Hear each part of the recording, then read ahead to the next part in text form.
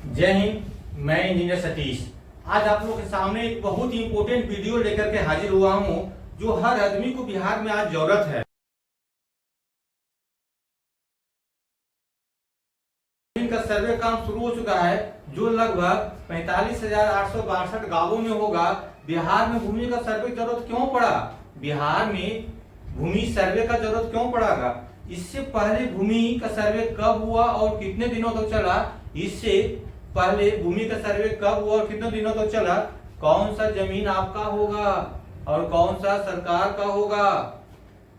Distributed जमीन का क्या होगा? जिस जमीन का मालिकाना हक, मालिकाना कागज आपके पास नहीं है, जिस जमीन का कागज आपके पास नहीं है, उसका क्या होगा? इसी तरह से बहुत सारे सवालों का जवाब आपको इसी वीडियो में मिलेगा। इसके साथ ही साथ इसके अलावे भी बहुत सारे सवालों का जवाब आपको इस वीडियो में मिलेगा। अगर ये वीडियो आपको अच्छा लगता है तो अपने रिश्तेदार को, अपने फ्रेंड्स को, अपने जिनको जरूरत है उनको आप जरूर शेयर करिए और लाइक भी करिए। इसके अलावे भी आपके पास अगर कोई क्वेश्चन है तो आप हमारे व्हाट्सएप नंबर से पूछ सकते हैं। हमारा व्हाट्सएप नंबर आपको इसी वीडियो में मिल जाएगा। पहले आप इस वीडियो को पूरा ध्यान से देखिए। इस वीडियो में हर एक सवाल का जवाब मिलेगा। अगर फिर भी कुछ क्वेश्चन बच जाता है तो हमारे व्हाट्सएप नंबर पे आप जरूर भेजें। मैं आपके व्हाट्सएप नंबर पे या एक नया वीडियो बना करके आपके आंसर का जरूर मिलेगा। अब आप लोग एक एक सवाल का जवाब सुनिए। बिहार में भूमि सर्वे की जरूरत क्यों पड़ा? जमीन का वास्तविक मालिकाना हक दिलवाने के लिए जमीन का सर्वे शुरुआत किया गया। अभी तक बहुत से लोग अपने लाठी के दम पे, अपने रिवॉल्वर के दम पे, अपने गोली के दम पे, अपने बाहुबली के दम पे, अपने बदमाशी के दम पे, अपने राजनीतिक दबंग के कारण, अपने जातिगत दबंग के कारण, अपने अफसरशाही के कारण दूसरे का जमीन वर्षों से अभी तक खुद मालिकाना हक जताए हुए है। हमारे माननीय मुख्यमंत्री श्री नीतीश कुमार को बहुत बड़ा आभार व्यक्त करता हूं, जो लेट से ही सही लेकिन बहुत ही ठोस निर्णय लिया है।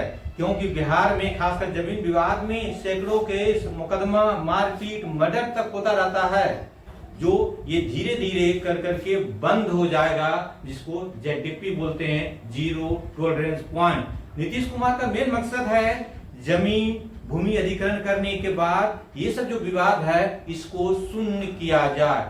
अब सवाल आता है, कौन सा जमीन आपका होगा और कौन सा सरकार होगा?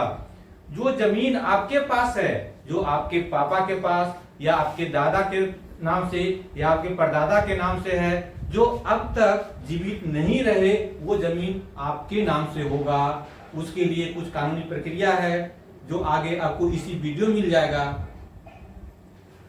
आपके मन में आ रहा होगा या हकीकत में होगा, जो जमीन आपका है या आपके पापा का है या आपके दादा का था, लेकिन उसका कागज आपके पास नहीं है, तो ऐसे जमीन का क्या होगा? चिंता करने की कोई बात नहीं है। खेतानी होगा, खतियान होगा। इस तरह के जमीन की रैयत नहीं है तो वो तहसील से, जो विस्तार में जहां लेखापाल होते हैं, उसके पास कपड़े का नक्शा होता है, उसमें रिकॉर्ड होता है, जिसमें उनका या उनके पिता का या उनके दादाजी का या उनके परदादा का किसी ना किसी का नाम मौजूद रहता है। आप वहां जाकर के ये निकाल सकते हैं।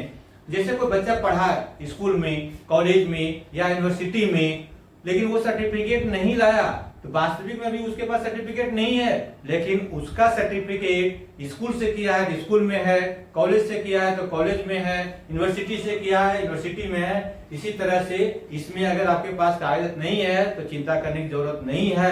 आपका कागज वहां पे है, वहां जाकर के ले सकते हैं लेखापाल से। अब अगला क्वेश्चन आपका आता है, गैरमजरूआ जमीन का क्या होगा? फिलहाल गैरमजरूआ जमीन का कुछ नहीं होगा। जैसे पहले से है, जिनके अधिग्रहण में है उनका होगा। लेकिन ये चीज मैं क्लियर कर देना चाहता हूं कि जब सरकार को ये गैरमजरूआ जमीन का जरूरत पड़ेगा, आपसे कभी भी किसी भी समय सरकार ले सकता है। ये बात ध्यान में रखें। अब आपके मन में आ रहा होगा एक नए सवाल की बेनामी संपत्ति का क्या होगा? पहले ये जानिए बेनामी संपत्ति होता क्या है। बिना नाम का संपत्ति सपोज दैट आपके पास बहुत पैसे है, लेकिन वो संपत्ति आपने अपने बीवी के नाम से या अपने मम्मी के नाम से या अपने पापा के नाम से या अपने बच्चे के नाम से नहीं दे करके किसी नौकर के नाम से, मजदूर के नाम से या आपके यहाँ जो काम करते हैं उनके नाम से ले लिया। ये अधिकतर कौन करते हैं? अधिकारी करते हैं, जिनके पास बहुत ज्यादा पैसे होते हैं। भ्रष्टाचारी करते हैं, जिनके पास ब्लैक मनी का अंबार होता है। नेता करते हैं, जिनके पास ब्लैक मनी का खजाना होता है। उनके पास धन अधिक होते हैं, जो पैसे जमीन में लगाते हैं, लेकिन जमीन किसी अपने नजदीकी के नाम से नहीं लेकर के वो अपने नौकर के नाम से लेते हैं, मजदूरों के नाम से लेते हैं, अपने यहाँ काम करने वालों के नाम से लेते हैं। एक चीज मैं क्लियर कर देना चाहता हूँ कि भ्रष्टाचारियों पर अब बिहार में आफत आने वाला है। नीतीश कुमार ने देर से सही लेकिन बहुत ही अच्छा काम किया है। चाहे लोग उसे पलटू राम कहे, चाचा 420 कहे या चाचा नंबर 1 कहे, लेकिन इससे कोई अंतर नहीं है। नीतीश कुमार ने हमेशा बिहारियों के लिए, बिहार के लिए हित सोचा है। अब याद करिए, बिहार में जब नीतीश कुमार से पहले सरकार था तो क्या स्थिति था। अगर आपको नहीं याद है तो आप अपने सीनियर से, अपने मम्मी से, अपने पापा से पूछ सकते हैं, तो हकीकत पता चल जाएगा। अब सर्वे के लिए क्या क्या चीज का जरूरत पड़ेगा? सर्वे के लिए आवश्यक कागजात, जिसके नाम से जमीन होगा उसको अपना पूरा कागजात दिखाना होगा, देना होगा। मृतक या उसके परिवार के किसी अन्य सदस्य के नाम पे अगर जमीन है तो उनके मृतक व्यक्ति का जमीन, मृत्यु प्रमाण पत्र, जमीन के पुराने कागजात, जमाबंदी संख्या सहित जमीन का संख्या या खाता का विवरण रसीद पर रहना चाहिए। जमीन अगर खरीदने पर, जमीन खरीदने का कागज होना चाहिए।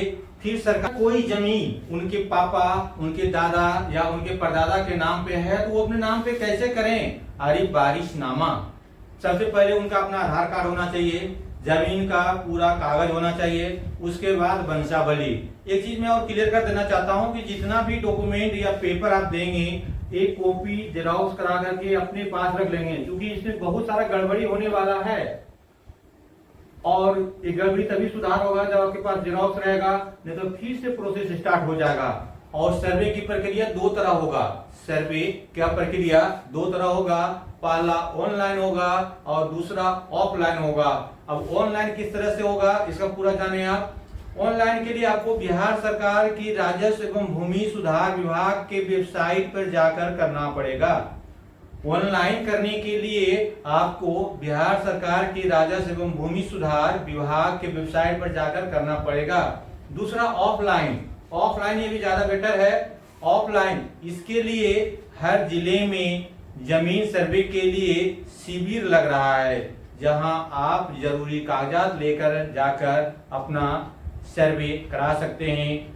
अगले फिर मिलूंगा मैं एसी पर एक नए वीडियो लेकर के।